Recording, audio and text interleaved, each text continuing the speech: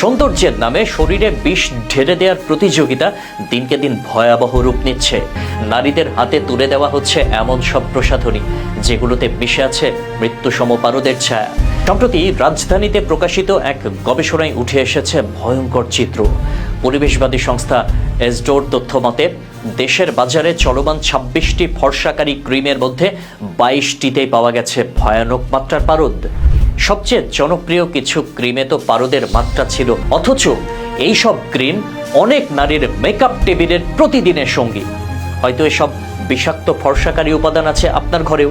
এসডোর গবেষণার ফলাফলে দেখা গেছে পারদের সবচেয়ে বেশি উপস্থিতি ডিউ বিউটি ক্রিম এবং গোল্ডেন পার্ল বিউটি ক্রিমে, যেগুলো অনেকের কাছে একদম দৈনিক ব্যবহারের অংশ। ত্বক উজ্জ্বল করবে, দাগ দূর করবে, এই প্রতিশ্রুতি দিয়ে এগুলো নারীদের হাতে ঠেলে দেওয়া হয়। গবেষণায় আরও দেখা গেছে এসব পণ্যের ব্যবহারকারীদের মধ্যে ৬০% নারী, এবং এদের মধ্যে একটি বড় অংশ গৃহিণী, শিক্ষার্থী বা মধ্যবিত্ত কর্মজীবী নারী, যারা সামাজিক স্বীকৃতি বা আত্মবিশ্বাসের ঘাটতি পূরণ করতে গিয়ে নিজের অজান্তেই ধ্বংসের পথে এগিয়ে যান।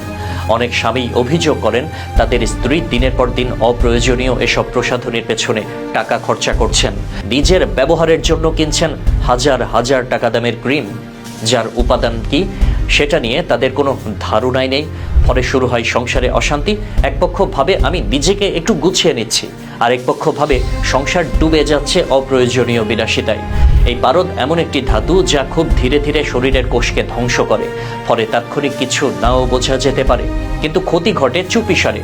পারদজনিত সমস্যায় অনেকে ভোগেন অনিদ্রা, স্মৃতিভ্রংশ, হার্টবিট অনিয়ম, এমনকি মানসিক অসুস্থতায়ও।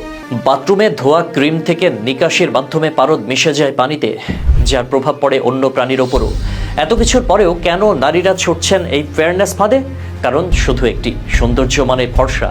এই প্রচারণা দীর্ঘদিন ধরে নারীদের মনে গেঁথে দেওয়া হয়েছে। বিজ্ঞাপন, সোশ্যাল মিডিয়া, আত্মীয় স্বজনের তুই তো কালি হইছস জাতীয় কথাগুলো নারীদের মনে তৈরি করে একরকম ভয়, যা থেকে মুক্তির খোঁজে তারা এগিয়ে যান পারদের মারণজালে।